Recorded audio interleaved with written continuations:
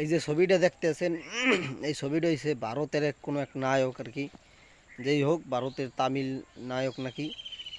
সে একটা ভিডিও আর এবং কিছু ছবি সোশ্যাল মিডিয়ায় দেখা যাইতেছে কিছুদিন ধরে, যে সে মোনাজাত ধরছে, নামাজ পড়ছে, মসজিদে গেছে।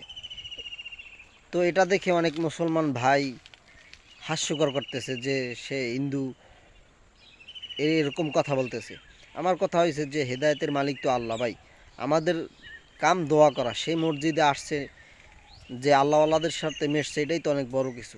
আমরা আল্লাহর কাছে দোয়া করব, হেদায়েতের মালিক তো আল্লাহ তালা। যেখানে ইবলিস বড় জানলেওয়ালা ছিল, আল্লাহ তালা চাইছে সে গোমরা হয়ে গেছে, ওই জন্যই এটা আল্লাহর ইচ্ছা। আর অন্যদিকে হযরত আবু বকর, যেখানে ওই ওমর রাদিয়াল্লাহু তাআলা নবী সাল্লাল্লাহু আলাইহি সাল্লামের গর্দান কাটতে গেছে, সেখানে নবী দোয়া করছে, আল্লাহ তাআলা তাকে হেদায়েত দিয়ে দিয়েছে। বুঝলেন না, এটা সর্ব কিছু আল্লাহর উপরে। আমরা এজন্য দোয়া করব যাতে সে ইসলাম ধর্ম গ্রহণ করে, তা ইসলামের সুশীল ছায়াতলে চলে আসে, এটা আমাদের কামনা। আমরা এটাই তার জন্য দোয়া করব আল্লাহর কাছে, তাকে পরিপূর্ণ হেদায়েত এবং ঈমানওয়ালা বানাইয়ে দেয়।